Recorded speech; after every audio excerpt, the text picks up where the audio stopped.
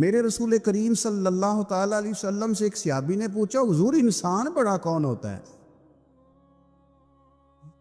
انسانوں میں سے بلا افضل کون ہوتا ہے؟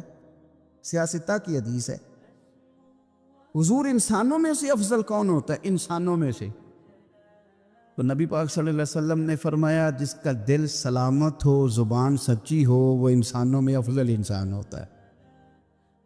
زبان کا سچا ہو، دل سلامتی والا ہو۔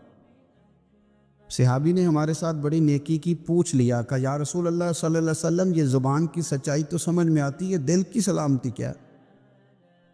تو حضور نے فرمایا دل کی سلامتی یہ ہے کہ دل میں تکبر نہ ہو، دل میں حسد نہ ہو، دل میں کینہ نہ ہو، دل میں عداوت نہ ہو، کدورت نہ ہو، رب کریم کے بندوں کے بارے میں اس کا دل صاف ہو، زبان سچی ہو، وہ انسانوں میں افضل ترین انسان کہ عزیز علیہ ما عنتم،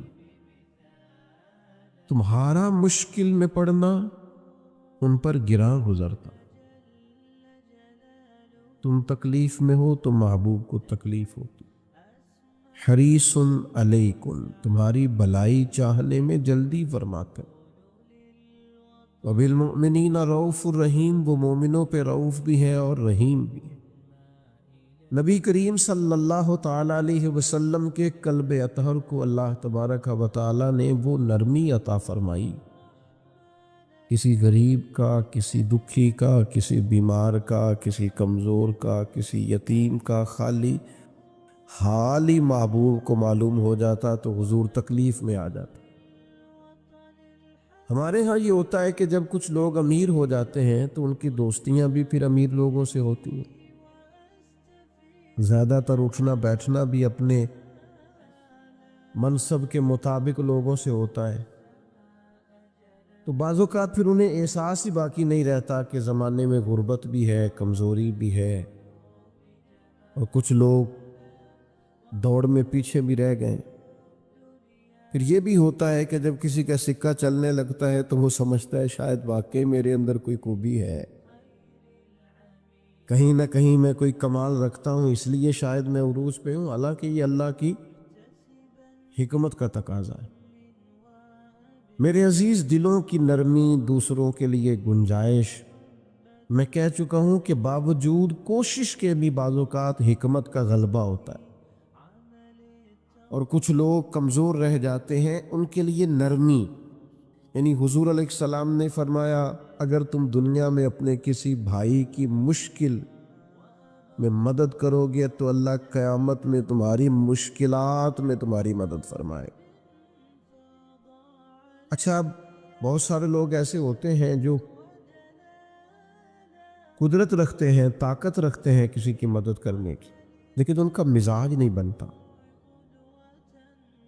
میں چلا گیا کسی دفتر کے اندر، اور جس آدمی کے پاس میں کسی کام کے لیے گیا تو وہ میرا جاننے والا تھا، یا تعلق تھا، یا رشتہ داری تھی، مجھے وہ اٹھ کے ملا، چائے بھی منگائیے، اور میرے اس نے سارے کام بھی کر دیے ہیں، تو اس نے یہ تعلق نبھایا ہے، اپنی ذمہ داری ادا۔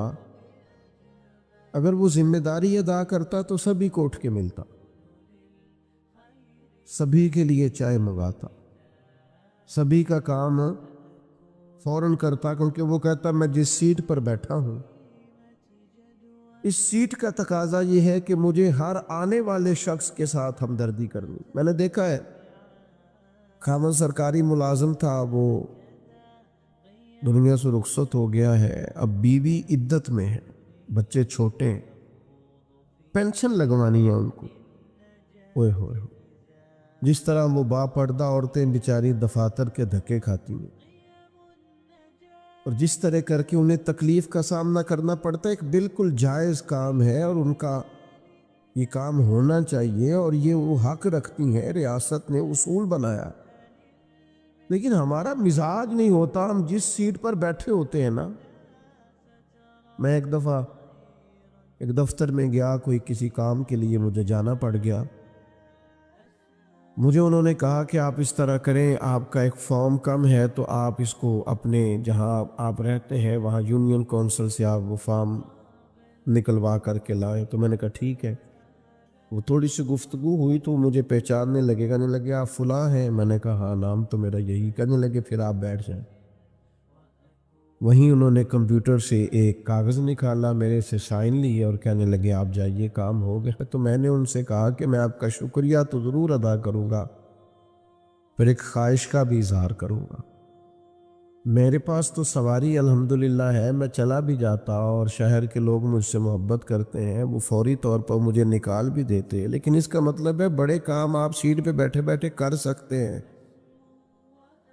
لیکن پتہ نہیں کوئی مزاج بن گیا ہے کہ سویرے آئیے گا, پیر کو آئیے گا, کوئی طبیعت کا حصہ بن گیا. یہ حدیث کبھی یاد کر لے تو یہ اتنی قیمتی ہے کہ انسان کی ذہن سازی کر ڈالتی ہے. نبی کریم علیہ السلام نے فرمایا تم پر جو بارشیں برستی ہیں نا اور تمہیں جو رزق دیا جاتا ہے یہ تمہارے کمزوروں کی برکت سے دیا جاتا ہے. تمہارے اندر جو ضعیف لوگ رہتے ہیں نا, کمزور رہتے ہیں, ان کی برکت سے اللہ رزق دیتا ہے, بارشیں برساتا ہے. تو یہ جو دروازے پر سوالی آیا ہے یہ تو آپ یوں سمجھ لیجیے کہ یہ تو سبب ہے خدا کی رحمت کا کہ یہ دروازے تک چل کے آیا. نبی کریم صلی اللہ تعالی علیہ وسلم نے ہمیں یہ مزاج دیا ہے کہ آپ کسی کی خوشی میں خوش ہونا سیکھیں. کسی کو آسانی میں دیکھ کر آپ کا دل ٹھنڈا ہو. کسی کے لیے جب آپ آسانی کریں. صحیح مسلم میں حضرت سیدنا ابو ہریرہ رضی اللہ تعالیٰ عنہ کی حدیث ہے, فرماتے ہیں قبیلہ مدر کے کچھ لوگ حاضر ہوئے تھے اور ان کی تکلیف بڑی زیادہ تھی. کپڑے پھٹے ہوئے تھے, چہرے اترے ہوئے تھے, محسوس ہوتا تھا غربت نے, تنگ دستی نے, قحط نے آ لیا ہے. حالات بعض اوقات, وہ سرائکی کے شاعر نے کہا تھا کہ میرا چہرہ ویخ حالات نہ پوچھ. تو آپ بعض اوقات چہرہ بتاتا ہے کہ انسان کس تکلیف میں. ان لوگوں کی کیفیت اس طرح کی تھی. تو شارحین نے لکھا ہے کہ وہ جو سرکار نے فرمایا نا حضرت بلال سے کہ اذان پڑھے فوراً, تو فرماتے ابھی نماز میں وقت تھا, لیکن کریم نے فرمایا کہ اب آپ اذان پڑھ دیں. حضرت بلال حبشی نے اذان دے دی, سرکار نے جماعت کرائی. حضور ان کو دیکھ کر پریشان ہو گئے. ان کی غربت, ان کی پریشانی, ان کی آزمائش. جماعت کرانے کے بعد خطبہ دیا, فرمایا تمہارے بھائی آئے ہیں, پریشان ہیں, ان کی مدد کرو. اگر کوئی کام تیرے میرے کہہ دینے سے ہو جاتا ہے تو کہہ نہ دیں, کر نہ دیں. کسی کی اشک شوئی ہو نہ جائے. کسی کا مطلب ایک فون کال پہ اگر کسی غریب کے کئی پھیرے بچ جاتے ہیں اور کام بالکل جائز ہے تو حرج کیا ہے. نبی کریم علیہ السلام نے خطبہ دیا اور کریم فرمانے لگے تمہارے بھائی پریشان ہے, مدد کرو. کوئی سرکہ لایا, کوئی کھجورے لایا, کوئی ان کے لیے شہد لایا, کوئی ان کے لیے بستر لایا. راوی فرماتے ہیں جیسے جیسے وہ خوش ہو رہے تھے ویسے ویسے رسول کریم کا چہرہ بھی دمکتا جا رہا. ان کی خوشی میں سرکار خوش ہوتے دکھائی دے رہے تھے. یعنی کسی غریب کی غربت دور ہو رہی ہے اور حضور مسکرا رہے. بھوکے کو کھانا مل رہا ہے تو حضور مسکرا رہے. کئی دنوں کا بے چین آدمی چین پا رہا ہے تو سرکار مسکرا رہے. کچھ بھی نہیں بگڑتا, کچھ بھی نہیں. ہم اپنے ذاتی کام کے لیے بڑے طریقے جانتے ہیں. تو چلو جو نہیں بھی ہمارا واقف, جس سے نہیں بھی ہمارا تعلق, جس کے ووٹ تھوڑے ہیں, برادری زیادہ نہیں, جو نہیں بہت ساری جگہوں پہ ہمارے کام آ سکتا, اس کے لیے بھی تھوڑی گنجائش پیدا کر لیں, سینہ کشادہ کر لیں. کسی کو دشواری میں دیکھ کر پریشان ہو جانا اور اس بندے کو آسانی ملنے پر خوش ہونا, یہ تو رسول پاک کا طریقہ ہے. میں دیکھتا ہوں کہ ماحول کے اندر بہت سارے لوگ ہیں جو اپنے چھوٹے چھوٹے مسائل کے لیے پریشان ہیں, دفاتر کے چکر کاٹتے ہیں, لوگوں سے مشورہ کرتے ہیں. صبح فائلیں اپنی بغل میں دبا کے سارا دن گھومتے، رات کو تھک کر لوٹتے اور صبح ایک نئی امید کے ساتھ اٹھتے ہیں کہ اب کہ میرا کام ہوگا کہ ہوگا۔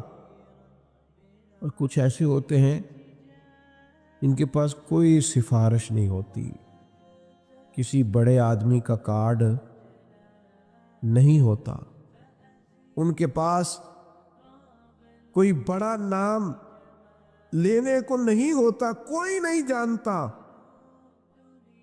تو پھر بہت سارے لوگ بھی انہیں پہچاننے سے انکار کر دیتے ہیں۔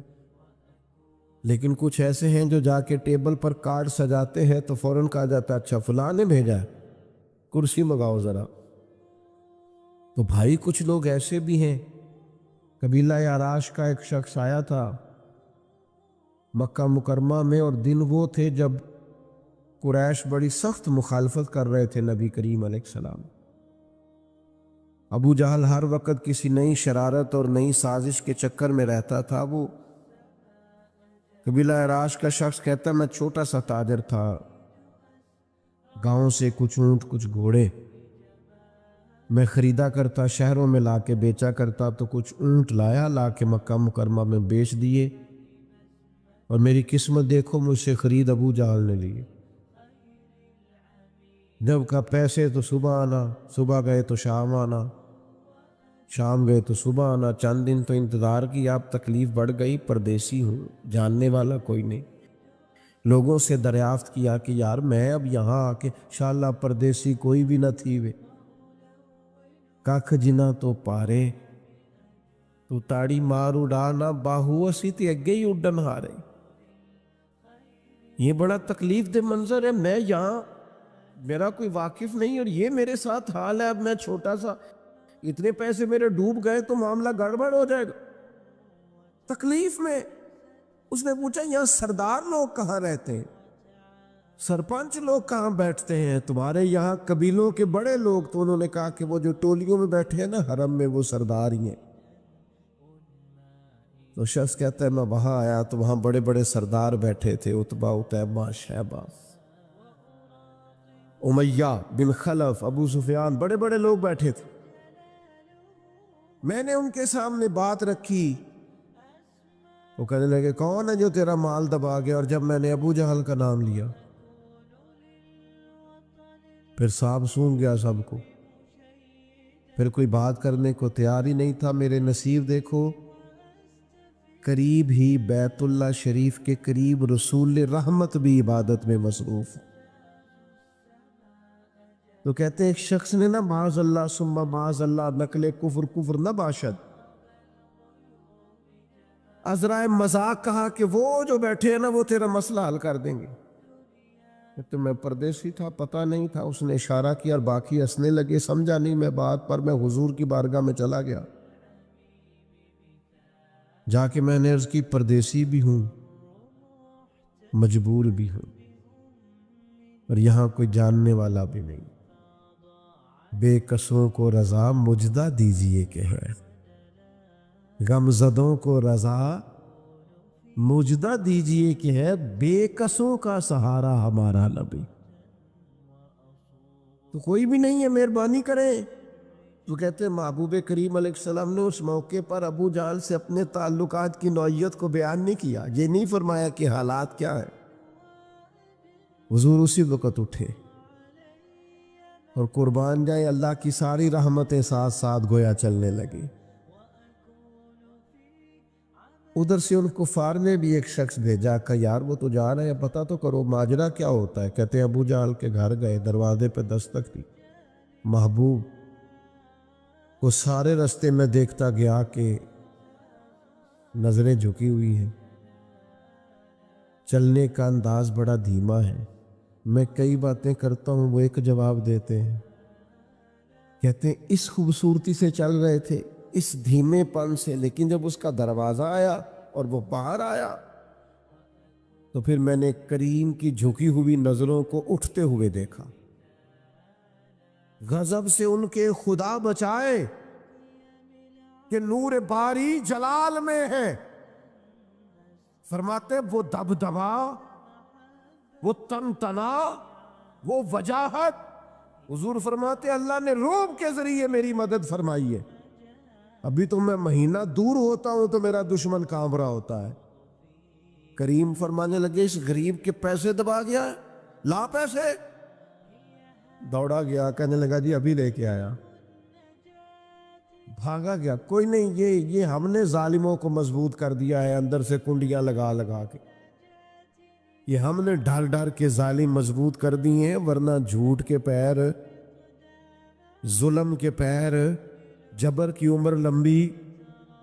یہ تو بیچارے گھونسلے سے زیادہ جلدی ٹوٹنے والے لوگ ہوتے ہیں. میرے کریم نے یہی سبق دیا ہے ہمیں. نبی کریم نے فرمایا اس کے پیسے دبا گئے. اسی وقت پیسے لے کے آیا, اور جب وہ پیسے اس شخص کی طرف بڑھ رہے تھے, پیسے اسے مل رہے تھے, پر وہ مڑ مڑ کے میرے کریم کے جلوے دیکھ رہا تھا, حضور کے جلووں میں کھویا ہوا تھا. ایسا کوئی محبوب کہیں ہوگا نہ کہیں ہے. دیکھو بیٹھا ہے چٹائی پہ مگر عرش نشیں ہے, اور ملتا نہیں کونین کو کیا کیا تیرے در سے, ایک لفظ نہیں ہے, ایک لفظ نہیں ہے جو تیرے لب پہ نہیں ہے. فاضل بریلوی کہتے ہیں واہ کیا جود و کرم ہے, شہ بطحہ تیرا اور نہیں یعنی ایک لفظ ایسا ہے جو کوئی سن ہی نہیں سکتا. نہیں سنتا ہی نہیں, کون؟ مانگنے والا تیرا. تجھ سے مانگنے والا نہیں, سنتا ہی نہیں مانگنے. واہ کیوں؟ کیونکہ میں تو مالک ہی کہوں گا کہ ہو مالک کے حبیب, یعنی محبوب و محب میں نہیں میرا تیرا. تو وہ بندہ بھی واپس گیا, اور یہ جو جاسوس بھیجا تھا وہ بھی واپس گیا. تو وہ تو سارے انتظار میں تھے وہاں کیا بنے گا. تو پوچھا کیا بنا, کا بننا کیا تھا. وہ تمہارا سردار تو کانپ رہا تھا وہاں, وہ جو جہاں بڑی ڈینگیں مارتا ہے اس کا تو حال ہی برا تھا, پسینے سے شرابور تھا. ابو جہل سے پوچھا ہوا کیا, کہنے لگا سمجھ کوئی نہیں آئی, پتہ نہیں کریم کے ساتھ کون سی طاقتیں تھیں, پتہ نہیں کیا اللہ تبارک و تعالیٰ نے انہیں روب دیا ہے. او بھائی ہمیں ہمارے کریم نے سبق یہ دیا ہے کہ کھڑے تو ہونا سیکھو کسی مظلوم کے ساتھ. تم تیاری تو کرو کسی ظالم کے مقابلے میں کھڑے ہونے. جب مزاج نہیں بنتا, طبیعت نہیں بنتی, وہ جی وہ ہماری لڑائی نہیں ہے. میرے ابا جی کہا کرتے تھے پڑوسیوں کی آگ اس لیے بھی بجھا دینی چاہیے کہ ان کی نہ بجھائی تو ہمارے گھر آ جائے گی. اس لیے بھی کبھی کبھی بجھا دینی چاہیے کہ اگر وہ جلتی رہی تو ادھر بھی, تو کبھی اس لیے بھی ظالم کا ہاتھ پکڑ لینا چاہیے کہ یہ زیادہ مضبوط ہو گیا تو کسی اور کو بھی نہیں چھوڑے گا. تو بھائی اسلامی عقائد میں سے نا ایک بنیادی عقیدہ آخرت ہے. جن چیزوں پر انسان ساری زندگی اعمال کرتا ہے وہ چیزیں ہوتی ہیں جو اس کے عقیدے میں شامل ہوتی ہیں. عقیدہ جس طرح کا ہوتا ہے اسی طرح کا انسان عمل کرتا ہے. جو اس کی سوچیں ہوتی ہیں, جو افکار ہوتے ہیں, اسی طرح اپنے شب و روز گزارتا ہے. جن لوگوں کا عقیدہ آخرت مضبوط ہوتا ہے نا کہ ہم نے اللہ کی بارگاہ میں کھڑے ہونا ہے, ہم نے اس کی بارگاہ میں جا کے اپنے اعمال کا حساب دینا ہے, عقیدہ آخرت مضبوط ہو تو لازمی طور پر اعمال سنور جاتے ہیں. انسان جواب دہی کے تصور کے ساتھ اپنے معاملات زندگی کو بار بار صحیح کرنے کی کوشش کرتا ہے. عقیدہ آخرت اسلامی عقائد میں بنیادی فکر کا عقیدہ ہے, اساس ہے عقائد. اگر کسی شخص کا یہ خیال ہو جائے کہ میں بس یہی زندگی ہے, کھا لو پی لو موج کرو, تو ظاہر ہے وہ فنا کا نام جب رکھ لے گا زندگی کو اور وہ دوبارہ اٹھنے کا قائل ہی نہیں ہوگا تو وہ تو کسی قانون کا پابند ہی نہیں رہے گا. وہ تو کسی چیز کی پابندی نہیں کرے گا, کسی چیز سے پرہیز نہیں کرے گا, من چاہی زندگی گزارے گا. عقیدہ آخرت، اللہ کی بارگاہ میں کھڑا ہونے کا تصور، یہ انسان کو سوار دیتا ہے. یہ ایک ایسا مراقبہ ہے جو تزکیہ نفس کر دیتا ہے. انسان کا باطن سنور جاتا ہے، اخلاقیات میں تبدیلی آتی. پھر کوئی کیمرہ بھی نہ لگا ہو نا، کوئی بھی نہ دیکھ رہا ہو، تو بندہ پھر بھی نیک ہو جاتا ہے، کیونکہ اس کا خیال ہوتا ہے میرا رب مجھے دیکھ رہا ہے، صبح قیامت میں اپنے رب کی بارگاہ میں کھڑا کیا جاؤں. تو عقیدہ آخرت کی مضبوطی، اس تصور کا مضبوط ہونا امت مسلمہ کے لیے نہایت ہی ضروری ہے. آپ دیکھیے قرآن مجید فرقان حمید ہماری توجہ دلاتا ہے، اور سورۃ القیامہ کے اندر اللہ کریم نے ارشاد فرمایا ایحسب الانسان، کیا آدمی اس گھمنڈ میں ہے، کیا انسان کا یہ خیال ہے ان یترک سدی، کہ اسے آزاد چھوڑ دیا جائے گا، اس سے پوچھا نہیں جائے گا. کیا انسان یہ سمجھتا ہے اس سے کوئی سوال؟ ایحسب الانسان، کیا انسان اس گمان میں ہے، اس گھمنڈ میں ہے ان یترک سدی، اسے آزاد چھوڑ دیا جائے گا، کوئی پوچھنے والا نہیں ہوگا. اسے آزاد نہیں چھوڑا جائے گا، اس پر پابندیاں ہیں، اس پر کچھ قیود ہیں، اسے کچھ حدود بتائی گئی ہے، اسے ایک دائرہ کار دیا گیا ہے، اسے بتایا گیا ہے کہ یہ حلال ہے، یہ حرام ہے، یہ تیرے لیے جائز ہے، یہ تیرے لیے جائز نہیں ہے. اس چیز کی حد تک تو آگے بڑھ سکتا ہے، یہاں سے اس لائن کو تو کراس نہیں کر سکتا. اس پر پابندیاں ہیں، ان پابندیوں کے بیچ رہ کے وہ زندگی گزارے گا. اور یہ بھی یاد رکھے، یہ آیت ایک دوسرا معنی یہ دیتی ہے کہ یہ مت سمجھے کہ صبح قیامت اسے چھوڑ دیا جائے گا، اس سے پوچھا جائے گا، اس سے سوال کیا جائے گا. اللہ کی بارگاہ میں جب یہ کھڑا ہوگا تو اسے اپنے اعمال کا حساب دینا ہو. لازمی طور پر ایک عدالت صبح قیامت لگے گی، جس عدالت میں مجرم پیش ہوں گے، انہیں اپنے جرموں کا حساب دینا ہے. ظالموں کو کھڑا کیا جائے گا، ان سے ان کے ظلم کے بارے میں باز پرس ہو. تو لازمی طور پر عقیدہ آخرت کی مضبوطی انسان کو مضبوط کرتی ہے. اس کے اعمال پر پیرے بیٹھ جاتے ہیں، وہ پھونک پھونک کر قدم رکھتا ہے، سوچ کر جملے بولتا ہے. وہ کوئی بھی معاملہ کرتا ہے تو اس میں اس کا خیال ہوتا ہے کہ میں نے دنیا سے چلے جانا ہے، میرے پاس پتہ نہیں کتنا وقت بچا ہے، لہذا مجھے آخرت میں پیش ہونا ہے اپنے معاملات کی آسانی کے لیے، وہاں کی آسانی کے لیے میں یہاں تھوڑا سوچ سمجھ کے چلوں. رب فرماتا ہے تجھے ایسے ہی آزاد نہیں چھوڑا جائے گا، آزاد پنچھیوں جیسی زندگی نہ گزار، صبح قیامت کے معاملات کو پیش نظر رکھ، اس پر غور کر. یہ تصور گھر کے باہر بھی پورا مضبوط ہونا چاہیے اور گھر کے اندر بھی پورا مضبوط ہونا چاہیے. انسان اپنے مالک سے ڈرے اور قیامت کے دن اس کی بارگاہ میں حاضری کا یقین رکھے، اور وہ یاد رکھے کہ یہاں جو کچھ وہ دیکھے نا، بچوں کو استاد پڑھاتا ہے، محنت کراتا ہے، اگر بچے نہیں پڑھتے تو ڈانٹتا بھی ہے، سمجھاتا بھی ہے، قائل بھی کرتا ہے. اور جب وہ آخری بات کرتا ہے تو پھر وہ پتہ کیا کہتا ہے؟ چلو ٹھیک ہے، اگر نہ پڑھو گے تو امتحان تو آنا ہی ہے نا، رزلٹ تو آنا ہے، پیپر میں بیٹھو گے نہیں آئے گا، فیل ہو جاؤ گے. یہ لاسٹ پر یہ بات ضرور ہوتی ہے، اور یہ امتحان دینے کا تصور اور امتحانی سینٹر میں جانے کا خیال طالب علم کو مجبور کرتا ہے کہ میں اس بار تیار کروں، میں بار بار اس پر غور کروں، میں کتاب کو سمجھوں، میں اس کو حل کروں چیزوں کو، تاکہ جب میں مرکز میں جاؤں پرچہ دینے کے لیے امتحانی سینٹر میں تو پھر مجھے پریشانی کوئی نہ ہو. بس سمجھانے کے لیے بات عرض ہے کہ یہاں لوگوں کو بتایا جاتا ہے، قائل کیا جاتا ہے یہ حلال ہے، یہ حرام ہے، یہ تیرے لیے ٹھیک نہیں ہے، یہ تیری حدود ہیں، یہ تیرے قیود ہیں، یہ تیرا دائرہ کار ہے. لیکن اگر پھر بھی کوئی بندہ باز نہ آئے، پھر بھی کوئی شخص باز نہ آئے، تو پھر اس کو کہا جائے گا صبح قیامت اللہ خود حساب لے لے گا. پھر تجھے مالک اپنے سامنے کھڑا کرے گا، ثم لتسألن یومئذ عن النعیم، پھر وہ تجھ سے ایک ایک نعمت کے بارے میں سوال کر لے گا، پھر تجھے جواب دینا ہوگا. تو اس تصور کو اپنی زندگی میں لاگو کریں کہ ہم نے مرنا ہے، اللہ کی بارگاہ میں جان، اس تصور کو پوری طور پر طاری کریں اپنے ذہنوں میں. یہ جو رسمی سی بات ہے نا، پتہ نہیں کب چلے جانا ہے، جو جانے والے ہوتے ہیں ان کی کوئی تیاری بھی ہوتی ہے. جن کو پتہ ہوتا ہے نا وہ رمضان المبارک میں نا کئی دفعہ ایسا ہوتا ہے کہ ٹکٹیں نہیں مل رہی ہوتی اور عمرے کے ویزے لگ چکے ہوتے ہیں تو ایجنٹ کہہ دیتے ہیں جانے والوں کو کہ تیاری رکھنا کسی وقت بھی میرا فون آ جائے گا. تو لوگوں نے بیگ باندھ لیے ہوتے ہیں, سامان تیار کر لیا ہوتا ہے, سارے انتظامات کر کے رکھے. کیوں؟ کہ پتہ نہیں کس وقت بلاوا آ جائے گا. تو روز کہتا ہے پتہ نہیں اللہ کی جانب سے کس وقت بلاوا آ جائے گا. پھر اپنی تیاری بھی تو یار کچھ بتانا, میں بھی بتاؤں آپ بھی بتائیں.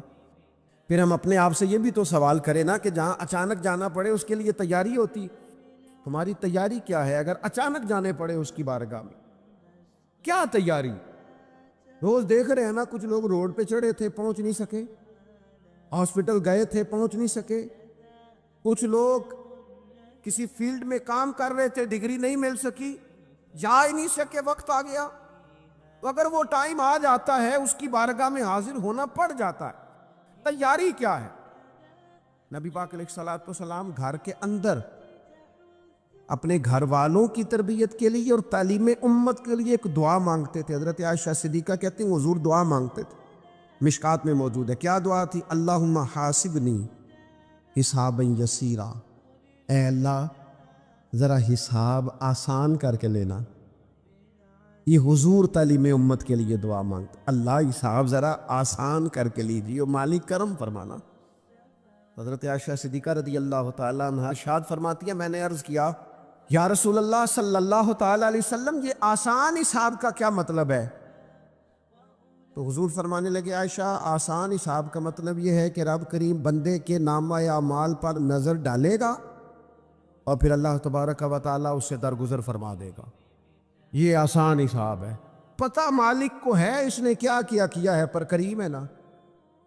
عدل کریں تے تھر تھر کمبڑ, اچیاں شانہ والے تے جے فضل کریں تے پھر بخشے جامن میرے جے منہ کالے. نظر کرے گا پھر معاف فرما دے گا. اور حضور فرماتے عائشہ یاد رکھو جس سے اس نے حساب لیا وہ پھر بڑی مشکل میں آ جائے گا, اس کے لیے مشکل ہو. اللہم حاسبنی حسابا یسیرا, اے اللہ تو حساب ذرا آسان کر کے لینا, ذرا آسان کر کے. یہ تعلیم امت کے لیے کہ امت کے دل میں خیال پیدا ہو کہ حساب دینا ہے, تو نے حساب دینا ہے, تو نے اپنے مال کا حساب دینا ہے, تو نے اپنے لفظوں کا حساب دینا ہے, تو نے معاملات کا حساب دینا ہے. تو جس کرسی پہ بیٹھا ہے تو کلرک ہے یا صدر ہے, تو نے اپنی اس نشست کا حساب دینا. تو استاد ہے یا پیر طریقت ہے, تو مؤذن ہے یا خطیب ہے, تو جو بھی ہے تو نے حساب دینا ہے. تجھے تیرے منصب کے بارے میں پوچھا جائے گا, تجھے تیرے عہدے کے بارے میں پوچھا جائے گا, تجھے اپنی ذمہ داریوں کے بارے میں حساب دینا. اللہ کی بارگاہ میں تمہیں جا کے بتانا ہے کہ تم نے کیا اعمال کی. اس تصور کو پکا کرے اپنی. یہ تصور کتنا کو پکا ہونا چاہیے, دنیا کیا ہے اور آخرت کیا ہے.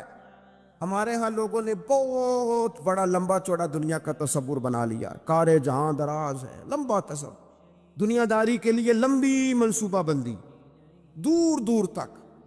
میں نے یہ کرنا ہے, پھر میں نے یہ کرنا ہے, پھر اس کے بعد انشاءاللہ یہ کر دینا. یہ تو آپ نے 300 سال کی پلاننگ بتا دی ہے.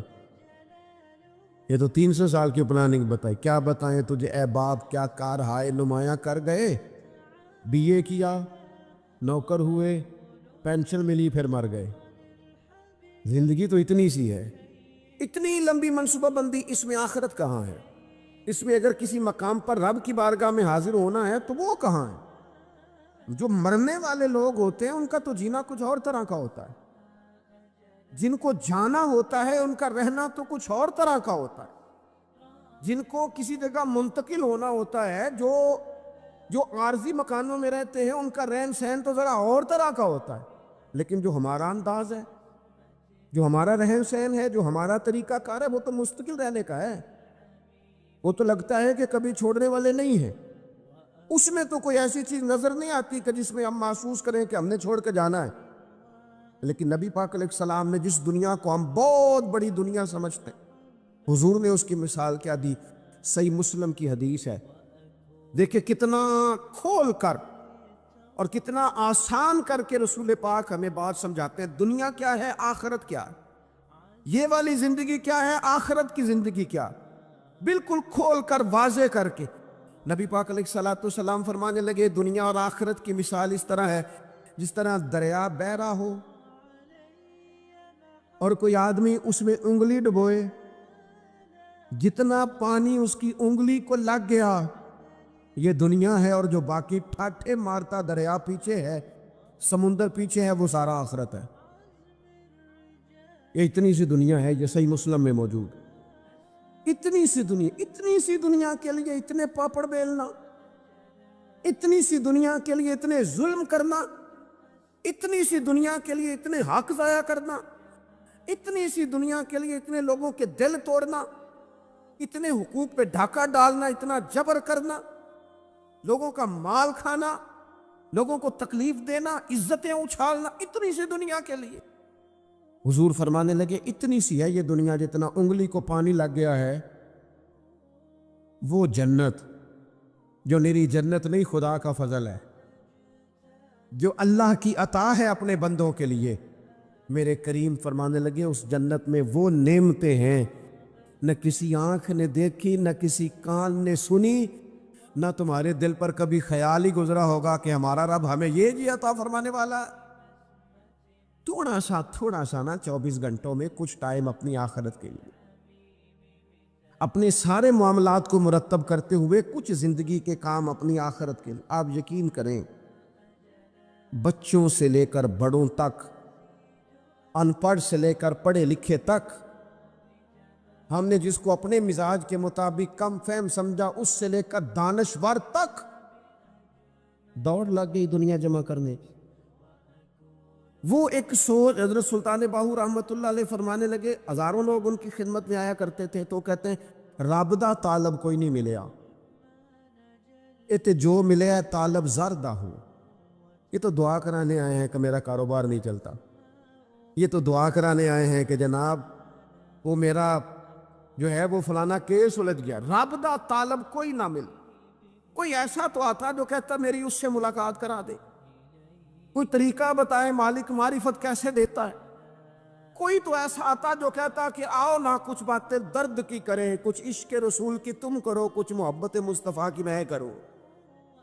کچھ ایسے آتے جو کہتے آؤ نہ کوئی ذکر چھیڑے صدیق اکبر کا، کوئی بات کریں سیدنا فاروق اعظم کی، کچھ تذکرے ہو جائیں عثمان غنی کے، تھوڑی دیر ہو نہ جائے مولا علی کا تذکرہ۔ کچھ لوگ ہوتے نا ایسے جو اس طرح کے ہوتے، لیکن وہ ہر وقت دنیا داری، ہر وقت اچھا کہیں اکتاتے بھی ہیں نا، تھک گئے کاروبار کر کر کے، کہیں اکتاتے بھی ہیں تو کرتے کیا ہیں، سیر کرنے چلے جاتے، میں جی بور ہو گیا ہوں کام کرتے کرتے، چلو میں اب ٹھنڈے علاقے میں چلتا ہوں۔ کبھی تو ایسا ہونا تو کہے میں نے بچوں کو بھی وقت دیا ہے، دوستوں کو بھی دیا ہے، یاروں کو بھی دیا ہے، صحت کو بھی دیا ہے، میں نے ٹائم اپنے شوق کو بھی دیا ہے، اب میں کسی کو ٹائم نہیں دوں گا، یہ چند گھنٹے میں صرف رب رسول کی بارگاہ میں حاضری دوں گا۔ تو ذرا جم کے قرآن پاک پڑھے، تو ذرا ذوق سے درود پاک پڑھے، تو ذرا شوق سے میرے محبوب کی نعت سنے، تو سارا زمانہ بھول جائے اور تو رج رج کے دعا مانگے، اپنے رب کی بارگاہ میں اپنی پریشانیاں عرض کرے، اپنے اندر کی کیفیت بیان کرے، دل جو سخت ہو گیا ہے، ذہن جو سخت ہو گیا ہے، جو طبیعت میں وہ نورانیت نہیں آ رہی، اس کی تو بات کرے، تو اپنے رب کی بارگاہ میں معافی کا سوال کرے، تو اس سے قیامت کے دن درگزر کرنے کے لیے عرض کرے، کچھ تو ایسا ٹائم نکلے۔ لیکن دوستو ہم تو بالکل الجھتے ہی جا رہے ہیں، وہ معاملات زندگی ہیں کہ ختم ہی نہیں ہو رہے، شوق ہیں کہ ختم ہی نہیں ہو رہے، باتیں ہیں کہ بڑھتی چلی جا رہی۔ دور گزر گیا جب لوگ کہتے تھے کہ کوئی درود پاک بتائیں جس سے سرکار راضی ہو،